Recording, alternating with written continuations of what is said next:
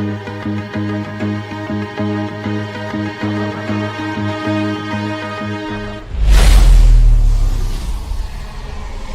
live stream has commenced.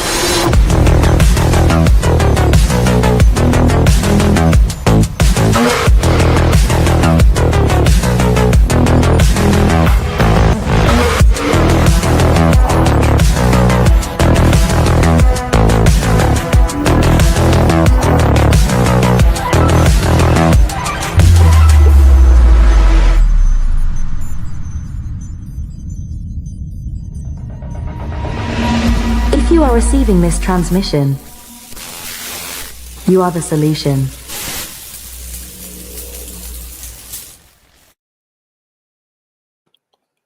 How's it going, everybody? What's up, We're Fast back. Andy Superman? How's it going? Yeah, good to be here. Thanks for inviting me. Right on. Yeah, thanks so much for joining us, Superman, as we kind of go on this little adventure of live streaming after not doing so for a very long time, almost a year, and even longer. I think it was 2 years ago when Vin Luck and I first started streaming, wasn't it? Yeah. The old glory days of the early Pulse Bitcoin. Yeah, that was fun. How you doing, Superman? Yeah, very good, thanks, and excited about what you guys are doing. So it's great to be here, and yeah, let's get into a good discussion about all things crypto and other stuff. I guess that'd be great. Right on.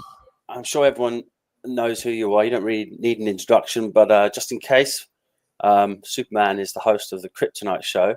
Used to be called the Hex Token Hex channel, Token, right? that's right. Yep, yep. And interesting fact: Superman is actually first streamer that I started watching after kind of being introduced to Richard Hart through a podcast. Superman was pretty much where I learned everything with his early streams. So really informative, and his work ethic is at SOMI level, I would say. So yeah, he's a massive asset to Pulse Chain. Consistency is the number one key. That's kind of the basic rule. It is, right? And so how do you find the energy? Do you enjoy doing it? You must do, right? Yeah. I mean, I'm excited about streaming, and I'm excited about crypto, and it's kind of I've got the time to do it, so I do it. Yeah. And was Pulse Chain? What were you into before Pulse Chain or before Hex? Hex, well, just general crypto, Bitcoin, experience all the forks and the debates around block sizes and all the rest of it. The ICOs and everything else back in 2017 when it was really exciting, particularly. I mean, I wasn't around as early as early mining in 2011. Obviously, I was alive, but I wasn't around in crypto. And because before that I was doing classical ballet dancing at a world-class level. Oh right, yeah, I thought you were really, weren't you? Yeah, so I spent over 40 hours a week dancing, right? So that was that's an obsession, and so and now I come to crypto, which is a different type of obsession, I guess, in a sense. Yeah, crypto addicted. I think we all are, aren't we? Yeah. Although addiction instigates something bad, I think this is actually not such a bad addiction. It's a great passion, I think, and it's one of the best things. If you're not doing sports, it's probably one of the best things out there, I think. For sure, and it's very social as well. A lot of people don't realize how social it is, and that's one of the rewarding things about being part of Pulse Chain is all the people you meet, for sure, and the community is just unbeatable, isn't it? Yeah. So so do you want to talk about a little bit about news? I think we've got volatile week coming up, potentially. We were just discussing there's this meeting of central bankers. Let's see if I can. Are we going to get a pivot? Are we going to get a little bit of a shift? So it looks like the central bankers are meeting up. Is it Friday at Jackson Hole? Jackson Hole. Famous Jackson Hole, right? Yep. I think that's on Friday. So yeah, the big question is, do we get that pivot or do we get any dovish kind of sentiment when Powell speaks? Right? You can't veer away from the odds that are out there now, right? 85% chance of like 100 basis points by the end of the year, somewhere around something like that. Like, is he just going to ignore it? Yeah, I mean, these guys. I think he's a Democrat hack, if you ask me. So I don't think he's neutral like he's supposed to be. And I think that they're trying to get rid of some of the presidents and governors there to get the balance right and get the right calls. If I remember rightly, he's a lawyer too, isn't he? Not an economist. And so, yeah, it's there are things are being pivoted and moved, and we know Trump and the Treasury Scott Bessent are scheming to get them out and get the right people in.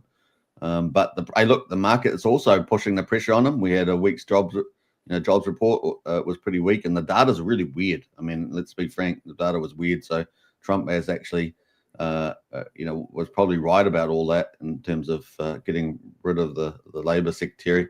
But it's like it needs to all be cleaned up, and that's what he's really coming to do, is clean shop, right? And the whole administration, clean up everything, get rid of the deep state and all that sort of stuff. So there's a bigger picture there, but the market's got pressure on them.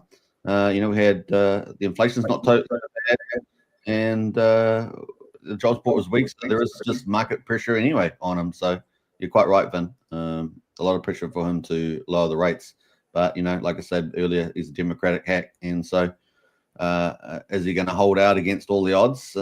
We should see, but I think he's going to have to capitulate 25 basis points at the least. But I'm not so sure we'll get 50 basis points, which would be the right step in the right time. And we should be getting what Scott Bessent said, around 125, 150 basis points this year, which would get us much closer to the inflation, which is around about 2.7%. Right. So those are a few of my thoughts, Vin. What do you guys think about that? Yeah, I mean, they're going to have to. I think we'll probably see market expectations this week. It'll be interesting to see what the market expects for Friday, like all throughout the week, right? Yeah. I'm definitely in the camp that I think he can't ignore it, and I think the market is going to adjust to the fact that it's coming, and they'll trade on expectations, maybe sell the news on Friday.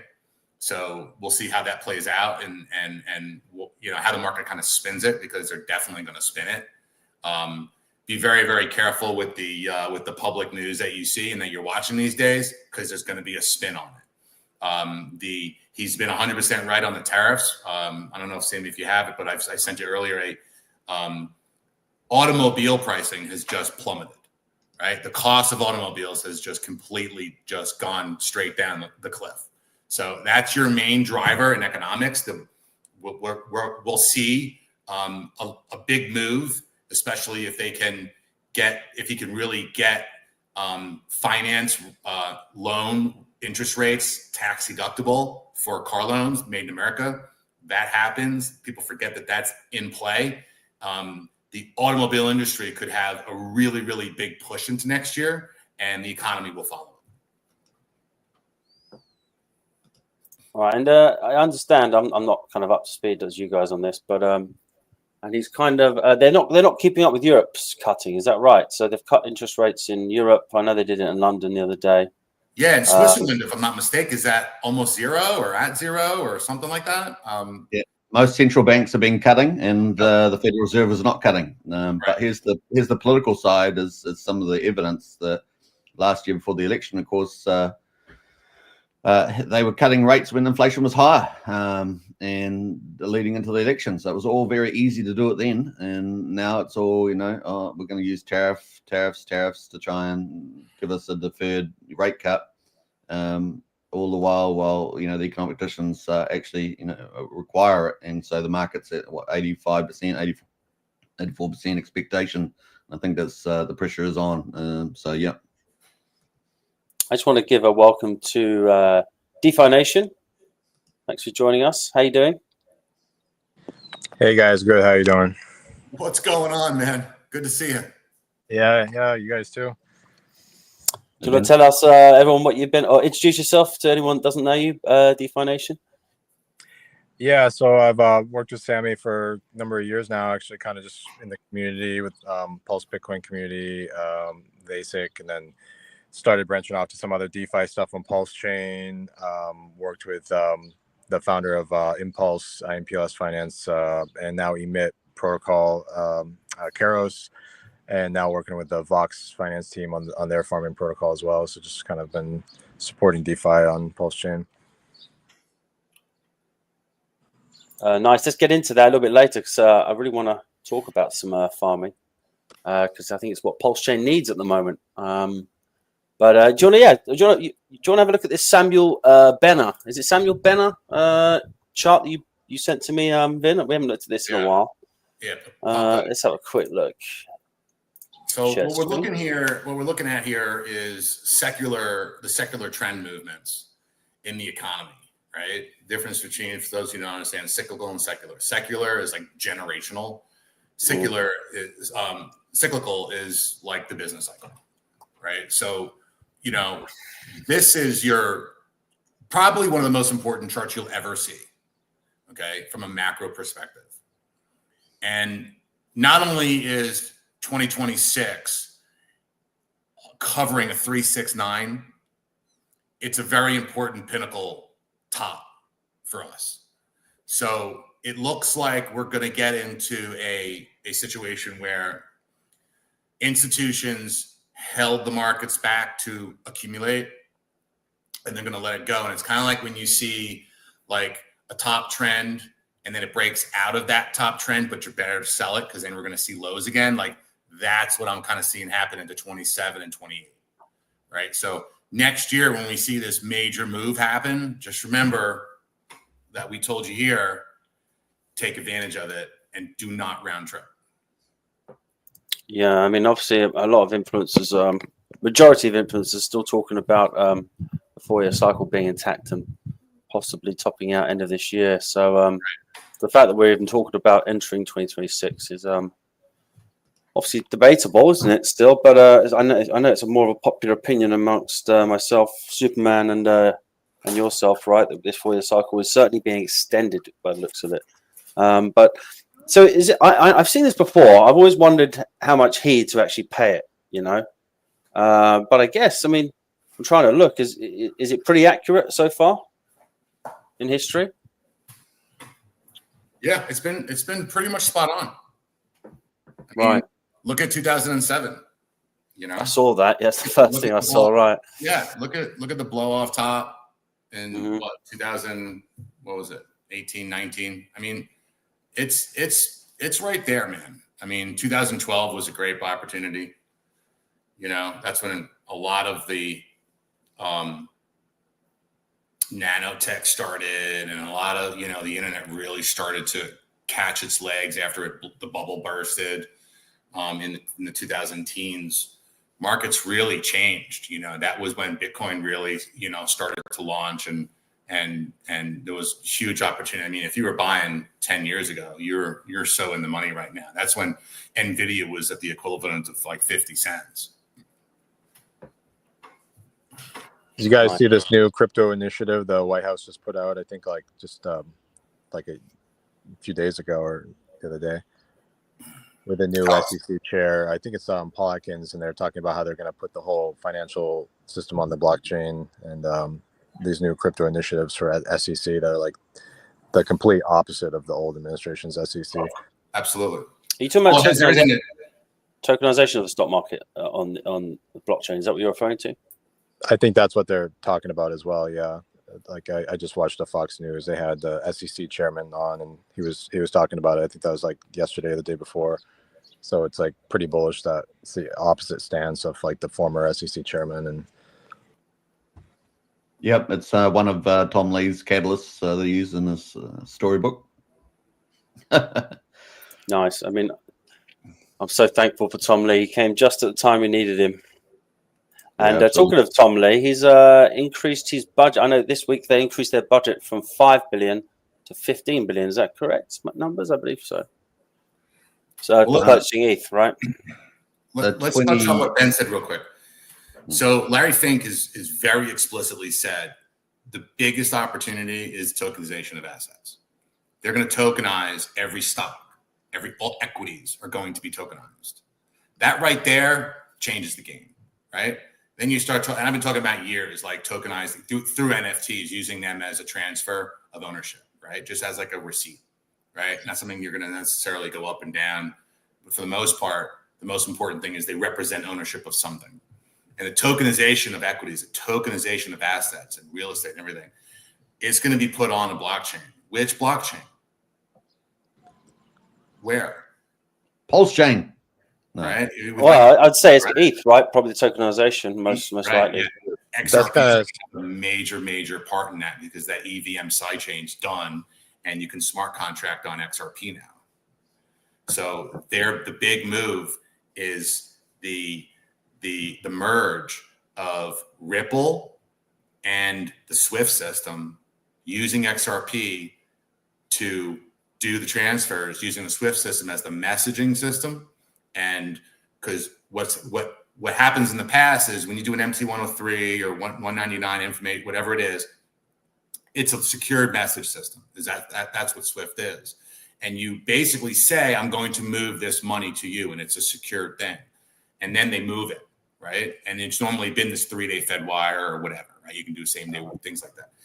Now it's going to be that same kind of message system, which is instant because it's like an email, but Ripple's going to be moving that XRP. That XRP is going to be the measure of transference. So it's going to change the game. And now that you can tokenize assets, I think a lot of the institutions, because the institutions are going to be the ones that are going to tokenize the equities. The institutions are going to be the ones that are going to tokenize their billions of dollars worth of real estate, right? How many real estate companies are out there that's got tens of billions of dollars worth of valued real estate? Those are institutions. Those are major institutions. And that's what's going to go on. And what are they going to use? They're going to use the same system that they're transferring money on.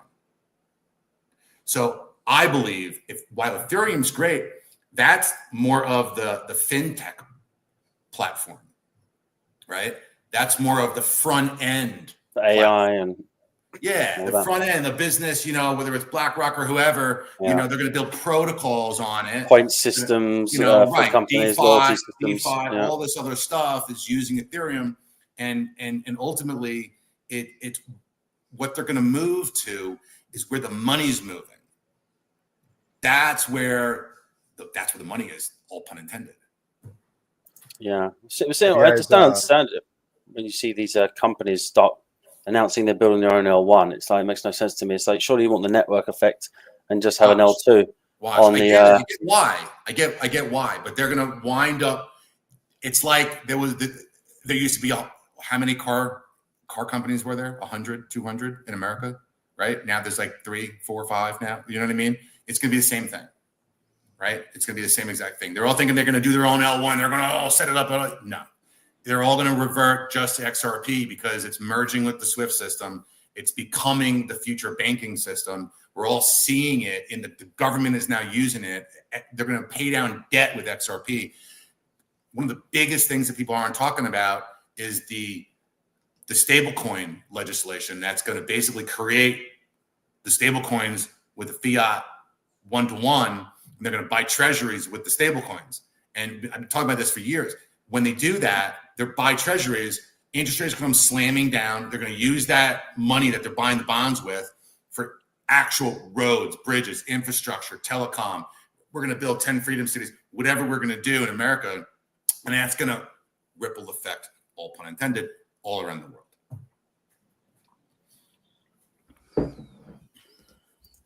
Bullish. So are you guys familiar with Mirror Protocol? It was like from last cycle. I think it was part of the Luna ecosystem before that collapsed. They had kind of tokenized like the stock market where you could go and you could buy like the Google token or the Amazon or like Tesla token. The prices were like pegged to the actual stocks, which was kind of cool. A platform like that now. Yeah. That was like kind of like I think they were like the first ones doing it on the blockchain, and then obviously like Luna imploded and they went to zero too. But same kind of ideas. Cool to see. Yeah. I think another I think the one that's going to come out of that's not XRP actually is reserve rights, because they're creating DTFs. They're creating like ETFs in digital form, right? And they're going to be a big proponent of the stablecoin movement and all the money flow that's going to come in and the tokenization, because they're creating like a DTF, what you think of as an ETF. They're creating that system, and it's going to be wild. You're going to see everything tokenized, and they're going to have little little trade funds that are all going to be tokenized. So that's going to be pretty interesting. That's the VC behind like PayPal and Yeah. I forgot his name. He worked with like Elon back in the day and like does all the whole payment infrastructure. I think that's behind Reserve Rights. Yeah. That's like reserve.org or something, I think it is. Yeah. Yeah, I mean, obviously, hi Hex Buffer, thanks for commenting. Yeah, Hex is pumping. I don't know if you guys have seen, actually. We just had that that inflow, was it $3 million in the last few hours across the bridge coming from Tornado, all brand new wallets from Tornado Cash. Oh, yeah. I'm not sure if that money's been deployed, but we're certainly pumping at the moment on Looks like the Pulse chain. Should we have a quick look?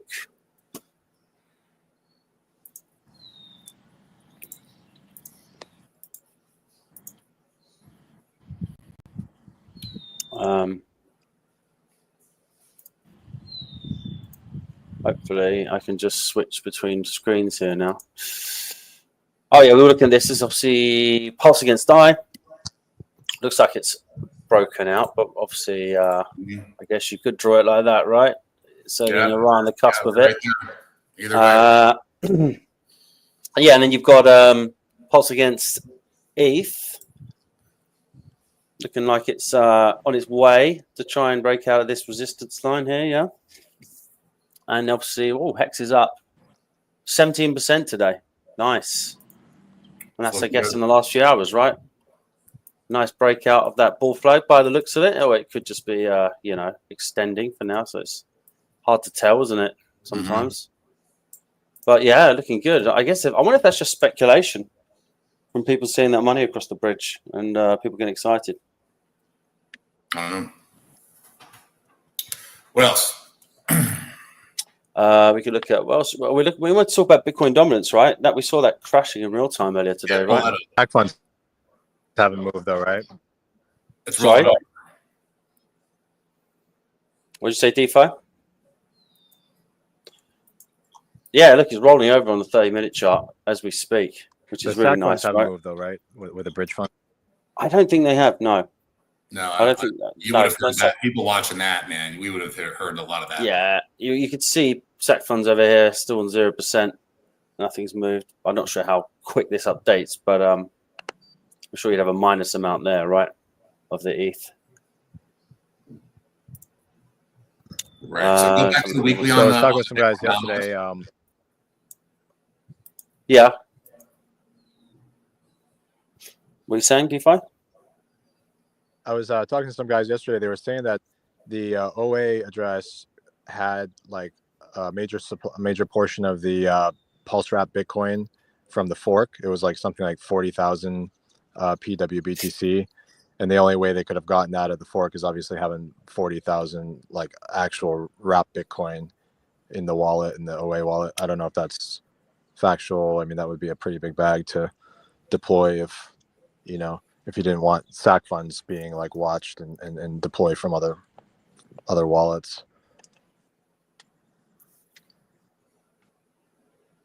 How much did you say in Bitcoin? What have you had? 40,000 Bitcoin.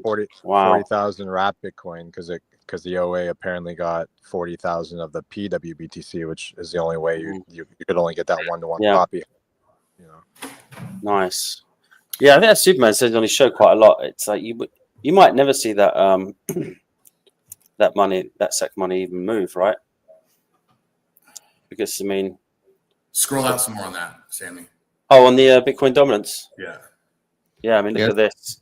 I saw funding, Jim. He thinks that maybe 10% might move, get locked in the bridge, and that might happen. Yeah, I guess that's all he has to do, really, isn't it? Just move it over there. Yeah. All right. So that move there in the middle, right? That's about a 20-week straight down move. And then we've got about 4 months of sideways action, right? So if we are breaking this now, we've got a good 20 weeks of hardcore pump. And then it would make sense that pump is into the end of the year. And then it seems like because the cycles have extended and money supply looks like it might go out until April, that we get that sideways action going into next year. So we'll see how this plays out. This could be the moment right here. So what's this 20-week You're saying 20-week move to the downside is what you're Yeah, saying. so go right in the middle of the cone. Yeah, no, middle, Around? left, all the way. 2021. 2021. Fast Oh, down. sorry, up here. Sorry, okay. Yeah, right there. Yeah, no, right, Yeah. right. Yeah. So Oh, right one of into those. there, going down to the bottom. Okay. Right, it's like about Interesting. 20 weeks. Yeah. Okay. Interesting. So, Yeah. I forgot if I did it from the break or from the top, but right, that big move, Yeah. that hard move down, straight down to the bottom, is about 20-week move. Okay, I see. Yeah. From there down to First, yeah, there, just the first, yeah. the big one. Yeah. Okay. Interesting. So 28th December through to about May. Right. So you figure if we're going to break now, it makes sense. We kind of have some volatility, but break into the end of the year. And then, the rest of that 6 months as it just tags along the bottom line there would be that extension into next year where money supply keeps going, but we still have a bull market. A lot can happen in that sideways action. Because remember, this is just Bitcoin dominance. Interesting. So that's 5 months out, right? That brings us to when does that bring us to? Pretty much the end of the year, right? It was like December. Yeah. Yeah. I mean, even if this cycle is broken because you've got institutional money flowing in, right? And they're not going to stop, if they need to acquire this ETH or the XRP, like you say, or whatever they want to accumulate. You could probably see a lot of, or the majority of the markets still sell off at the end of the year, right? But then surprise everyone by suddenly picking They're up going to again. take profits, whatever after the run we have, they'll take profits. Raise it volatile. But then you get the new year coming, and then you'll see money supply coming back in, and it'll just start all over again. Yeah. So do you want to have a look at UST? Yeah, USDT dominance, stablecoin dominance. Nice breakdown as well. Still in this falling channel. So I've got these EMA ribbons up. Not sure if they're bothering you, but I can get rid of them if That's fine. Let's break it down. You can see it's rolling over. Yeah, that's a nice one. Yeah, it looks like it's even got rejected by the ribbons there. Right. Not letting it get up there. Yeah, that's looking really bullish for us, I guess, right? And then we got the dollar. Well, that's what we're kind of talking about earlier, right? We want a weakening of the dollar right now. See that continue to capitulate. So I guess you're still in this upward channel right now with the dollar index. And I guess once you break this channel, trends are your friend until they're not anymore. Yeah. So I guess kind of keep an eye on that one for sure. But I guess the interest rates could literally do that, right? That could be the catalyst to break this one down. I mean, well, it looks like we're starting to scrape along the bottom there. Oh yeah, that'll eventually fail. I'm telling you, when they start buying treasuries with the stable coins, everything's game. Everything changes. Yeah. What else did you want to look at? We saw total market cap, obviously. X. Look at the XRPs in a massive weekly cup and handle. It's probably the biggest cup and handle I've ever seen in XRP on the weekly. Oh, is that or on the monthly chart? Even I think. Okay. Pull up the monthly chart. I mean, you're going to see like just a stupid cup and handle situation with a bull flag that's broken out of. I mean, this thing has, mid-20s. Oh, I see. Yeah, sorry, right down here, right? That's a messy cup and handle, but I see what you mean. It's a giant W with a cup and handle attached. It's just this massive, and this is just a move that's you can tell is gonna either just God candle or just start to rise. We don't really know what's gonna happen. Obviously, this is an institutional play. You've got to have some major government institutional news to move it on a God candle kind of capacity. Other than that, it might just go 45 degrees up to the right, on a weekly basis from here. ETH. Let's have a quick look at ETH, shall we? ETH BTC. Sammy, that kind of looks like the cup and handle with the bull flag KRJ drew out on the Vox chart that he sent us a few days ago, right? Oh, right. Yes. Yeah, we'll have a look at that one as well. Yeah, we've quickly finished with ETH BTC, and then let's have a look at. You said Vox, was it? Vox. Well, he was Vox saying that was in TLS. he was saying that was in a cup and handle with a bull flag. He said it looks like it's about to move real. Oh yes, I remember what we're talking about now. Yeah, 100%. But There's ETH your BTC. There's your diving board right there. Yeah, I mean, it's just coming up to a little bit of resistance now on the monthly chart. But I mean, those candles are really healthy, right? Well, look at the speed. Look at the speed and look at the velocity at which it's bouncing off the bottom, right? Mm-hmm. So whenever you get this diving board, kind of you jumping on a diving board and you bounce right up. I mean, Yeah. look at the velocity, how soon and how quick it's making its move compared to last year or a few years ago. So you're seeing a major. That's a velocity move there. So you're going to see a breakout of that wedge. Mm-hmm. Yeah. So obviously, Ben, let's let you talk about Vox in case you've got to go. I'm not sure how much time you have. And let's grab that chart, shall we? Give me a second to find it. Off-chain LP tokens, Vox. Oh yeah. There we are. So yeah, do you want to talk a little bit about Vox, Ben? Yeah. So I've been farming on their protocols probably for about over 6 months, and started with the Vox farms, which was their first one. I think that's maybe 7 months old, and then they rolled out the Hyperion farms, which is the Hype token, and then Increased farms probably a couple months ago. So the interesting thing with those two is their reward token is a reflection token, kind of like PGGC UFO. So just by holding, when you're farming the token and you claim it to your wallet, you just hold it in your wallet and you're earning the reflection rewards. Hype pays you PLSX and Increase pays you INC. And then Vox is kind of like their flagship token that just gets bought and burnt by everything in their ecosystem by, like they have Incognito, Phoenix, all of these other reflection tokens part of their ecosystem. But yeah, the farming rates have been really, really, healthy. The Vox farms are 200 to 300% APR is kind of the average with the RH core tokens. You can stake with PLS, PLSX, Hex, INC. And then on Hype and Increase, the average APRs are probably like closer from 300 to like 800% APR, which have been holding pretty steady. We've built up the TVL and the liquidity and everything. But we've had some nice moves. I mean, Vox did about a 4x from the bottom from just about a month and a half ago. And Hype saw a pretty big move, about an 8x, like 7 or 8x, from 2 cents to 16 cents. I think it's back around 12 cents now.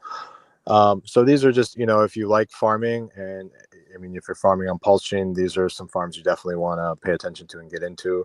You don't have to have a lot of capital to, earn some decent yield. Some of the farms are earning like 2% a day. So even if you had $1,000 in there, you might be yielding like $20 a day. So that's like $600 of passive income a month on, pretty small allocations of funds. So. Yeah, I've been using this Vox.finance since you told me about it. It was attractive to me, as you said, because it looked like the chart had bottomed out. So it looked like a safe place to enter. Obviously, it's a great place to farm your cores as well. So yeah, I'm definitely enjoying it. And especially when you've got a chance for upside on a reward token, right? Even better. Yeah, and they kind of closed the loop with Hype and Increase, because you can just have those tokens sit in your wallet and earn the reflections. I mean, I've already earned like tens of millions of PLSX just having it sit there, and and like with Vox has like its single side staking, or you can stake it with the other tokens, so that kind of like makes people want to compound with it. But then with the others, you don't really even need to sell to continue earning yield on top of yield.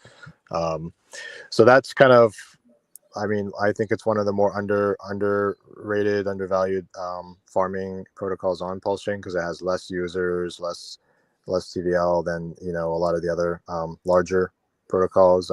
Emit.farms is another that I've been involved with and farming on for probably over the last 6 months. That's been a little more stable with the price of the token has really stayed in the same range because it has a single side stake pool. You're earning about 150% in DAI stablecoin, so that kind of incentivizes a lot of people to just put their yield that they earn right into the single side pool and let it sit there and accumulate the DAI rewards. They've been doing kind of a little bit of the opposite of what Vox has done. like Emit has probably about 50 different farms. So they're launching farms, like multiple farms a week are getting launched. Like they just launched some with the new meme coins, like with Peacock and the Xavier token and different things. I saw that. Yeah, that was Peacock for Emit and Briar for Vox. Yeah, Briar, we did a partnership about a week ago with the Briar team, and we're trying to get Rackham maybe behind promoting farming over there with those tokens.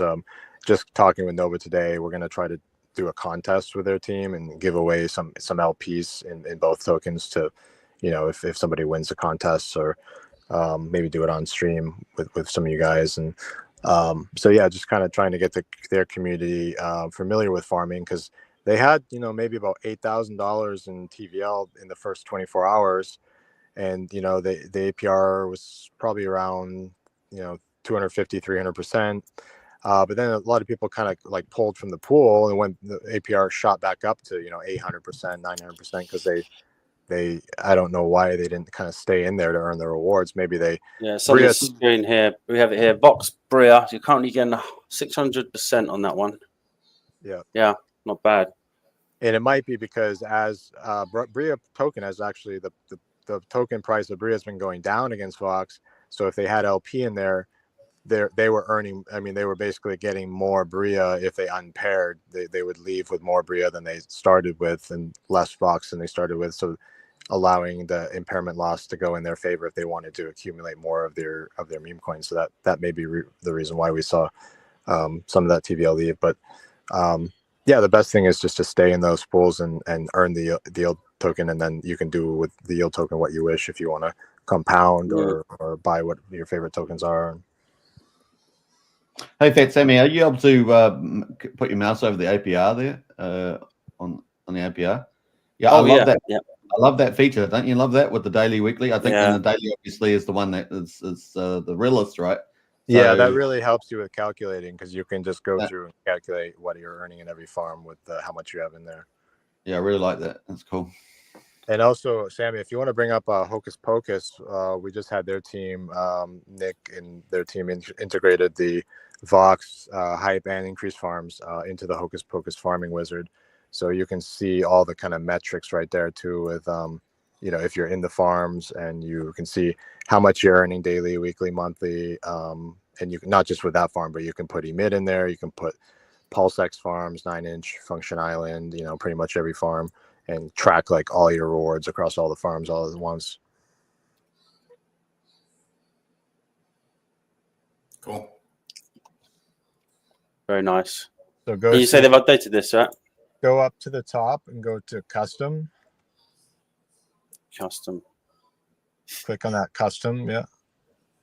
Oh, I have no idea what you're talking about here, buddy. Up custom. Yeah, I've got custom selected. I see. Yeah. Okay. Yeah. Then select which ones. So on the drop down menu, you just maybe add those three. Just click anywhere. Yeah. And then just go through, find Vox and Increase and Hype. Okay. And click on each of them.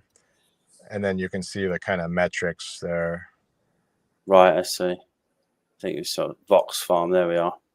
Yeah, and then nice.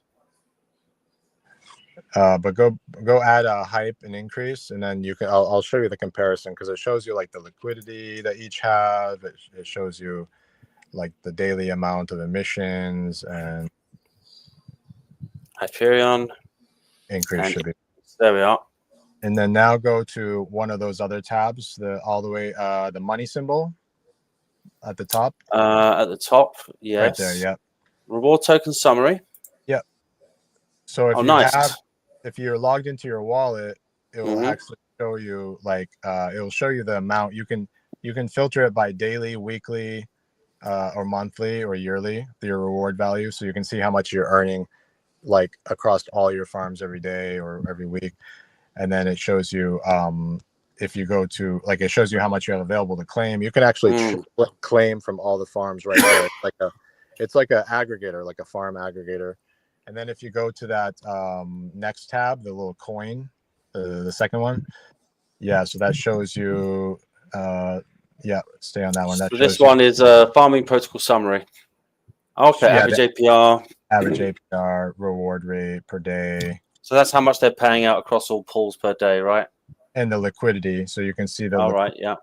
and that's, I think, just on the PLS pair maybe, but yeah. Nice.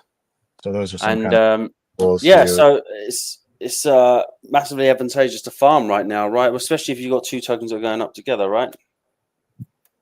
Yeah, definitely. I mean, I'm pretty much all in LPs. Like I like to put like my crypto to work and not just have it kind of sit idle and not accumulate anything. So like it's almost like the equivalent of like DCAing every single day.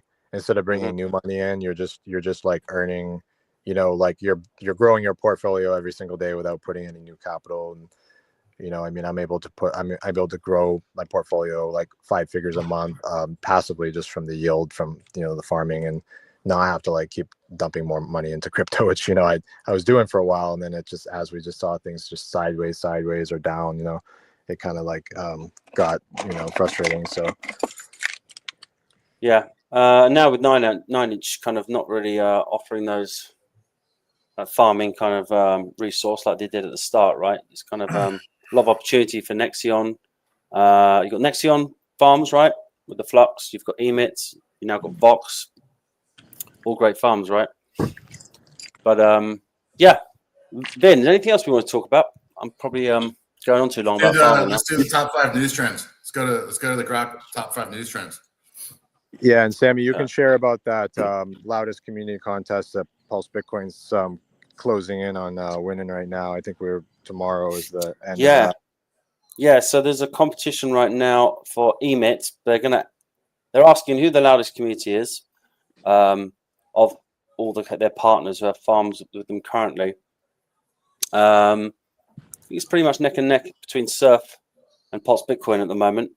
So you have to post, basically like and retweet, and then you know their original post. Then drop a comment with the post called the farm you want to see another farm on, and tag 3 people. So if you can get in there, be great. Because I think it closes and the winner's announced tomorrow. So we won the last competition for Nexion, and it'd be great. Yeah, if you want to see more liquidity, we'll probably suggest an ASIC pair on the Pulse chain, obviously.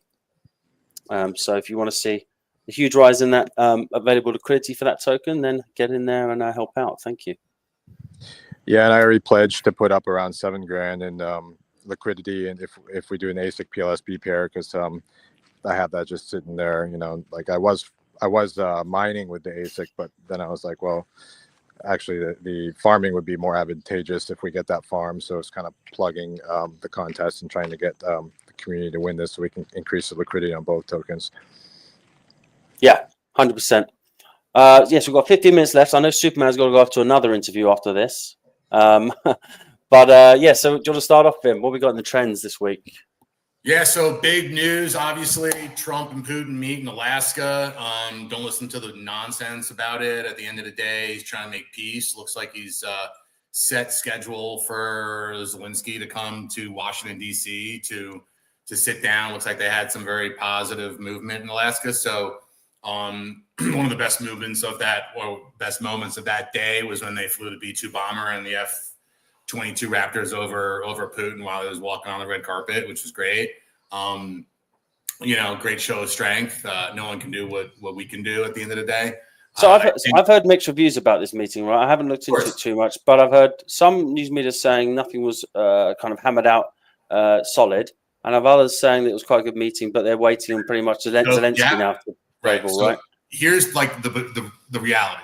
The reality is the media that you're going to listen to is going to say it was a nothing burger because they didn't give you any details, because that's what the media, they want to hear, whatever juicy details, but they're not going to give you the details. Trump's not going to show his hands. He's not going to show his cards. He doesn't have to do that like he says all the time. I don't have to tell you. They ask him to basically show his cards. Why would I tell you my card? Why would I? It doesn't make sense. So, you know, they were a little cryptic. They were talking about why Putin went first and he went and didn't ask any questions. And it's all nonsense. Okay. The most important thing he said, it was a 10 out of 10. They got pretty much everything done. One big thing that they think they can still accomplish. That's all that mattered. He's not going to give us the details. He's not going to disclose what's really going on behind the scenes. What you need to know is now Zelensky's coming to America to make a deal. And that's next week, right? Right. And if that wasn't going to happen, then yeah, it was a nothing burger. But obviously he's coming, and it's very, very soon, a week later. And obviously there was huge movement. At the end of the day, the man's making peace. And if we can just get to the point where we can just make peace and stop the global jihad that's happening, which is what it is on multiple fronts, then, we might see the markets just really, really take off, because we're going to be moving money into infrastructure within our own country. The problem. So you're saying more of an isolationist USA is obviously going to be more bullish. Oh yeah. So Yeah, I mean, obviously, it'd be great to see that war end, right? And obviously, great for crypto as well, financial markets. So yeah, it's another reason for another volatility next week, right? So and remember, he called out NATO, and he said, don't sabotage this, right? So look for a red flag sabotage, because they don't want it to stop. The deep state doesn't want it to stop. Yeah. So just pay close attention. If you're watching, whether it's MSNBC, CNN, or even Fox News, you're going to hear the fluff. You're not going to really hear and see what's actually going on. So I think last time there was negotiations like this, I think there was some sort of drone attack on the nuclear facility, which a lot of people think was the Ukrainians doing themselves. But yeah. Just don't believe what they tell you. Yeah. Next one is the Gaza conflict. Still, last week it was as well. Big humanitarian concerns as they're trying to move everyone south, because they're going to make a move in the north. So, I'm the same way. I just want to see peace. I do believe in fighting fire with fire, but this is not really that. So that has to come to an end. No matter who's at fault first, no matter what's going on, that death needs to stop. Innocent children are dying. That's what matters the most. Pray for peace. Pray for peace. In America right now, there's huge revivals going on. Look at what's going on in Chicago. All over America, there are massive, massive Jesus is King rallies. And unfortunately, you're also seeing some jihad, Taliban type rallies in places like Dearborn, Michigan, which is extremely concerning. Man, Sammy, where you live, you've got the top 10 cities in the country ran by Muslim mayors. And what you've been seeing in your country for the last few years has been escalating. Now, and I've been talking about this for a long time, and it's very touchy. It's the unpopular truth that no one wants to hear. It's coming to America. It's coming to America. Look who they're trying to put in as the New York City mayor. It's coming to America. And I'm telling you, be very, very careful and pay attention to your surroundings, because what you see in Dearborn, they're going to try to move that out of the state. And we need more of the Jesus revivals coming. Massive baptisms happening all over the country. Pray for peace. Everyone needs to just pray for peace. Pray for Jesus. Pray for the Lord. Pray for safety and your well-being and your health. But I'm telling you right now, if the people of the world don't come together and pray together for peace, we're going to have more of, unfortunately, the same, and it might just actually get a lot worse before it gets better. That's why I'm working on a secret project. And I'm telling you, the next crusade's coming. Oh, yeah, it's been an interesting one. Superman, what's going on in your area of the world? Any rising tensions over there? Well, as I'm in the bottom of the world. You're at the top of the world, essentially. Yeah. And the progressives and the Marxist globalists are doing the same thing here as they're doing everywhere else in the West. And they've made the population largely complicit, and we're being invaded. We're having our whole identity stripped from us. And they're just typical progressive globalist nonsense. And it's irreversible, right? So it's, particularly for New Zealand, we're a small country. And so we're just getting taken over by, demonic foreign gods and the rest of it. So have you got the same issue that we have here, where we get arrested for even voicing our opinion online? No, I have to be careful here, even when I say, we're not. Yeah. Well, you're getting a guy up that says, the victim should be put in jail if they say anything about the persecutor. That's basically you're being run by an evil regime, right? So that's pretty much it. Yeah. So you guys got it pretty bad there. Now we've still got relative freedom, but they're going to take that away very soon. You know what I mean? Like it's a slow creep. Oh, we're back a bit. But as soon as we get in the Labour government, which is, we're just basically, back and forward, and they're basically both as bad as each other. As soon as we get the Labour Party in, they'll be going straight for everything you guys have got, right? So they'll be just instantly putting it in. And they're horrific people, right? These are evil people. And they're not bad people anymore. Like liberals used to be bad, but now progressives, globalists, they're all evil people, right? They're narcissistic. Evil is the word. And so forth. So you're dealing with people that stand right in front of you and say, oh, the victims shouldn't be able to say that, and we're going to put them in jail for 3 to 5 years, as opposed to the rapist and the murderer that gets off in light sentences and just arrived in the country yesterday. So it's a pretty horrific, and our people aren't standing up. They're so they're going to get wiped out basically. No, UK's a little different because your population's bigger. I think you guys have got one generation left to push back, and if you don't do that in that time frame, it's gone bigger. Because people forget about the baby boomers, right? So the baby boomers retired from 2011. So you got the older end of the population falling off. So it's going to that percentage is going to change very rapidly. And then on the young side, you got the low birth rates, and the people coming in have got the high birth rates. And it's not about them per se, right? It's about the culture they're bringing in and the demonic gods they're bringing into the country. So that's really the issue there. Fight the demons, man. And let me just say real quick, my opinions are my own. I'm in the United States of America. They are not that of Fat Sammy's in England. Yeah, and I think obviously the most concerning thing is that, and one thing I do admire about the US is the freedom of speech, and it's something we used to have here and be very proud of. And it's just slowly been eluded away. Fake freedom of speech, man. Yes. It's not. There's nothing on paper that really says you have freedom of speech, right? Well, Tony Blair kind of got rid of it slowly. Well, Blair was the guy, right? So Blair was the one that introduced this bylaw where basically you can be in the street, and pretty much anyone who wants to get rid of you, a police officer or someone who's just anyone, can say you're disturbing the peace, making someone else feel uncomfortable, and then the police officer can then basically decide to move you on or arrest you. So that was kind of the slipping edge there, because it suddenly became illegal to offend someone, and then obviously after that they're doing it selectively, right? So they're doing selectively. Yeah. So you'll get a Christian preacher on the street, they'll arrest him because some random person happens all the time. Made a phone call, and they won't tell you who ran or rang anything, and then you'll get an Islamic preacher over another square, not spelling off nonsense, and he will be left alone, despite the fact that you could ring him in, and they won't do anything. So it really is.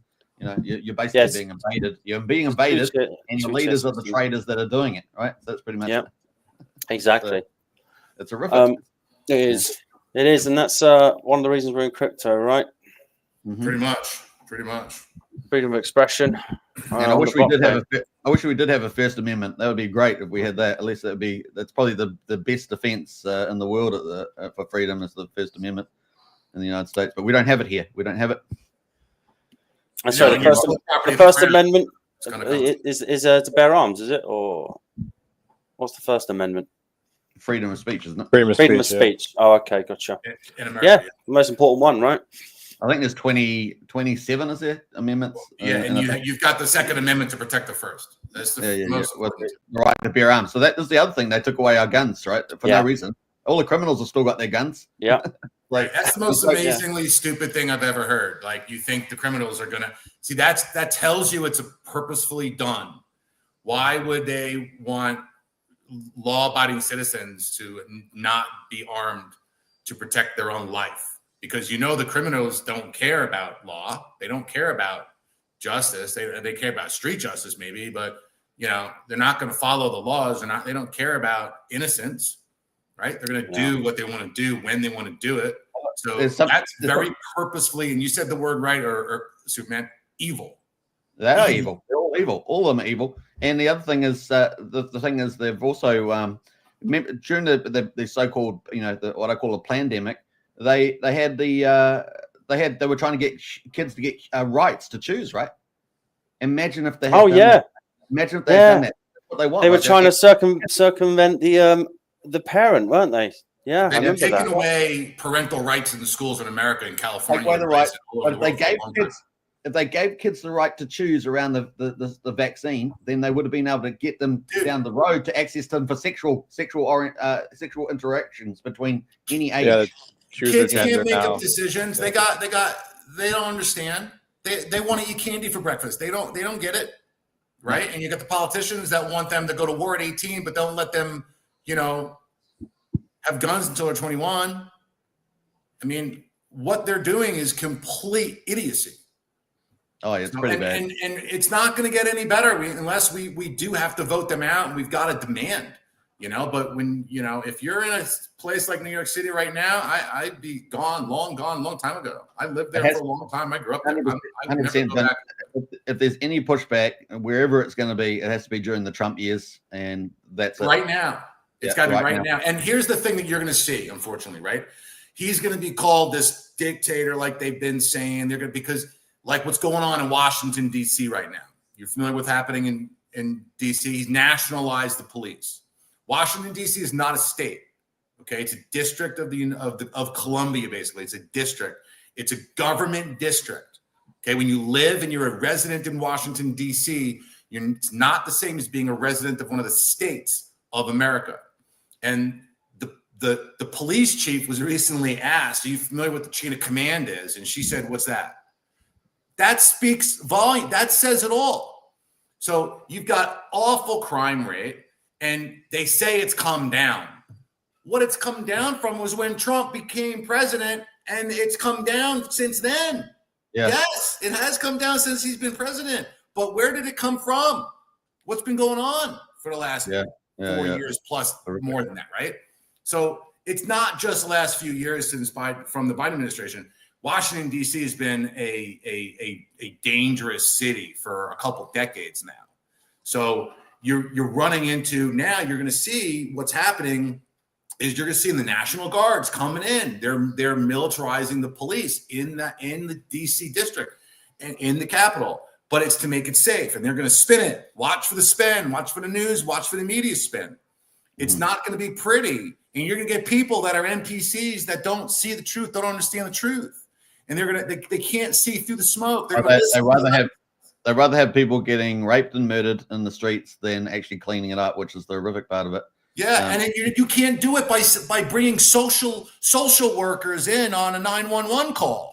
Well, this is why they're so evil, right? You got to do it with force. You got to fight force with force. You can't just say, "Oh, can you please stop killing your wife or whatever?" It doesn't work like that. This is why they're so evil, right? They want all the bad things to flourish, and that's just it's demonic. It's demonic, and it's pretty bad. 100% demonic. It's very unfortunate. We can get into another time, but man, Hollywood, music, you name it, DC politicians. They've all been honeypotted. They've all been demonized. They're possessed by demons. It's unbelievable what's going on. Yeah. And that's why they want access to the kids, right? That's why they want access to the kids. For all Superman, you're going to be part of what's coming. The next crusade is coming. The AI crusade. I'm starting it. It's coming. It's going to be big. It's going to be huge. Jesus is watching over me. I got angels watching over me. I've been through my own ups and downs in life, and I'm telling you, the next crusade is upon us. And we've got to fight fire with fire. We've got to fight swords with swords. It's the only way to do it. I'm not saying aggregate. I'm not saying agitate, right? Always in defense only. Never hurt anybody. Let me tell you something. God's got a wrath. He's got a wrath towards evil. He's got a wrath towards the demons. He wants his children to come to him, to come to his light, right? That's what's going on in America right now. Just look it up. Look at what's going on in Chicago today. It's unbelievable what's happening. So we're going to see a religious revival happen. And unfortunately, it's going to be both sides of that. And on the AI digital side of it, what's going to happen is an AI crusade. And I'm bringing it to you. Mike, Fat Sammy, your mic's up. Can't hear your mic, Sammy. Oh, no, I was just saying, I'm looking forward to hearing more about that once it's fleshed out. It's going to be fun, but it's going to be serious. And it's going to be in crypto. And it's going to be on Pulse Chain. Sounds awesome, man. Sounds awesome. So the other few trends, honestly, are a little boring. I mean, global tech, AI advancements. Google's got Pixel 10 launch, yada yada yada. OpenAI, GPT-5 gained some traction in their enterprise code. big deal. There's some political interest in India. India has something to do with what's going on geopolitically right now. India's a very, very big part of the economy of the world. And they're going to play a part. They're going to get hurt because India and Russia are a very big trade partner. And Trump's going to put tariffs on India if Putin doesn't do what he wants. It's a trifecta situation. So there's a lot of moving parts in what's going on right now. It's going to be really interesting. The funny thing about that, India is under its own little sneaky little imperialism, right? So it's not the neutral country anymore. It's basically, populations are invading all the West, etc., etc. And so they've got their own little thing. They're militarizing everything else. I mean, it's just hilarious, that part of it. But anyway, just going to say, I think the interesting thing is going to be the conversion of AI, robotics, power packs, and all the rest of it, and seeing robots walk around the streets, and that's going to be so weird, and it's going to be. But we all know what they're going to try and do. Give them all, a new species has been emerged. We know how silly progressives are. A new species has emerged, and they're going to get all the rights and all the nonsense.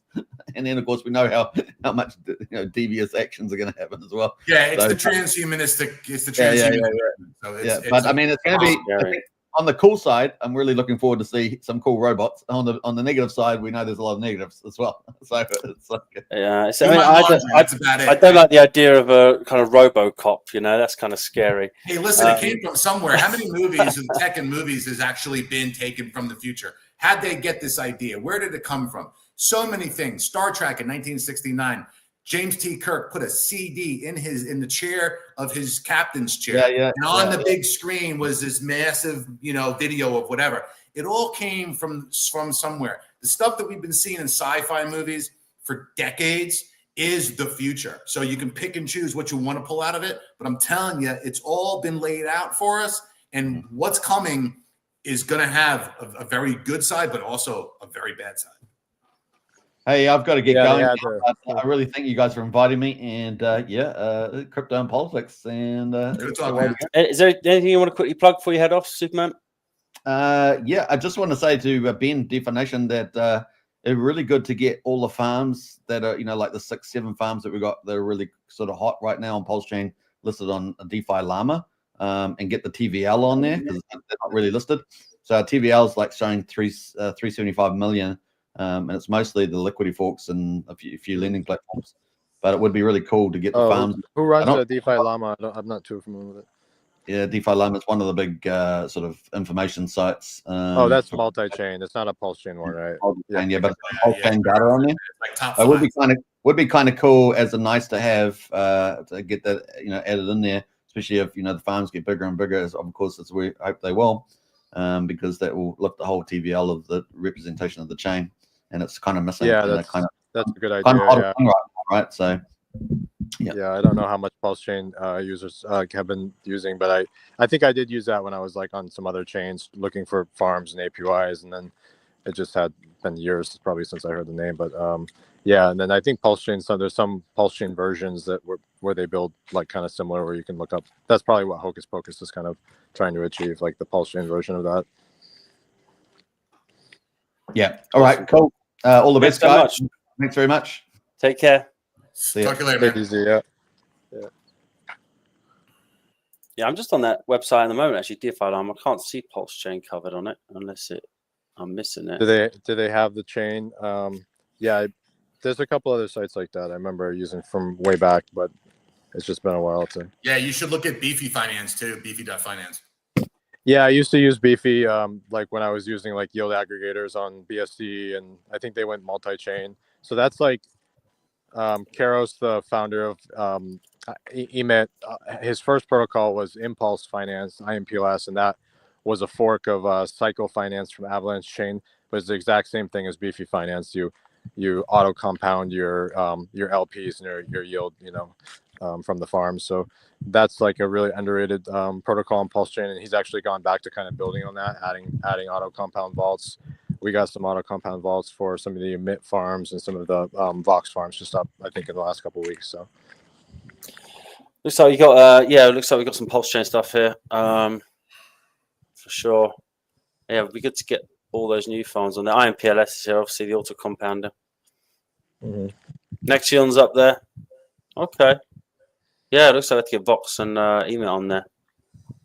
For Oh, sure. they are there or no? No, they're not, but they should be. Yeah, you probably have to do like a subscription to Ink go printers on there. on. Okay. Nice. Yeah, All it'd be right. good to put in front of Nova. Yeah. Obviously, let's see what happens with this this weekly candle close with Hex. It's looking good so far on Pulse Chain. So breaking out. Watch the news. Let's see how the market reacts. Knowing Friday's coming, maybe there's a policy stance, posture change from the Yeah, Fed. it's going to be a crazy week, I think. Yeah, I think it's a lot of volatility. You know, maybe XRP breaks out of this handle, this bull flag cup and handle situation that it's in. Yeah. You know, let's see if there's any And surprises. Yeah, I mean, I just don't feel like anything's going to happen until probably the end of next week when you start to get some news. But you know what it's like. They might just pump it into the news and sell, you know, buy the room and sell the news. I like to Vin, see what's your Pulse Chain what's money your pumping out. what's your prediction for XRP by the end of the cycle? By the end of the cycle, depends on when the end of the cycle is. I think XRP is going to change the cycle itself. But last stream you were calling for $20 by so I think year we'll see end. the mid 20 to 25 before the end of the year. The top line we might see in the 30s or 40s on a wick. Depends on what kind of news comes out, what kind of institutional news comes out in November. Japan's got big news coming in November for their bank consortium that's already basically on board. It's just final vote and application looks like in like the mid-November, the 22nd or something like that. There's a lot of news coming on it. And like I said, it's in a big monthly cup and handle situation. And it just is going to just, it looks like it's going to take off on its own. But, you know, again, are they going to suppress it because they want to acquire it? You know, at the end of the day, it's going to come down to this SWIFT merger and actually being the money transmittance vehicle next to SWIFT messages. That's where they're working together. It's not going to really replace it. It's going to working together hand in hand to make you know money move faster and more secure. And then once we see real tokenization, if we can get some real tokenization news and the EVM sidechain, the smart contract on XRP really take off. I've been building front end for a couple of things for XRP, so I would like to see that happen. I need back end, honestly. I'm not the back end guy. I've got the front end, you know, AI doing it. But I think you know, into November, into the end of November pump, we'll see. You know, I think before that, but we could see $10 on XRP. I think very soon, and then it maybe stabilize from there, and then just a big move. I think there'll be some institutional news that's coming that'll push it into the 20s. And then it'll probably stabilize. The end of the cycle, if we're saying the money supply cycle of April of next year, you know, I wouldn't be surprised if we catch 100, if we get it into there, because we're going to see a real movement in the money system. And that's going to be determined on, you know, is there a crisis that occurs, right? Is there a banking crisis that happens where they've got to do it, where you see the whole market tank, but XRP is the reason that saves everything. So that's a high probability. I feel like every day that it doesn't happen, the chances of it happening increases by 1%, is what my macro trend instincts are telling me right now. So we'll see how it plays out, man. I mean, at the end of the day, I'd be buying it, find the 3x ETF on leverage, and just hold on tight. Obviously, what are you thinking for end of cycle for ETH?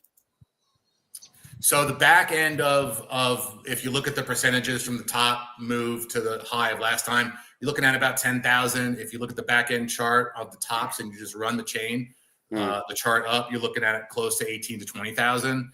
Yeah. Again, we got to see. I think it's possible because again, if you look back to that first chart we looked at in the year 2026 is going to be a secular top.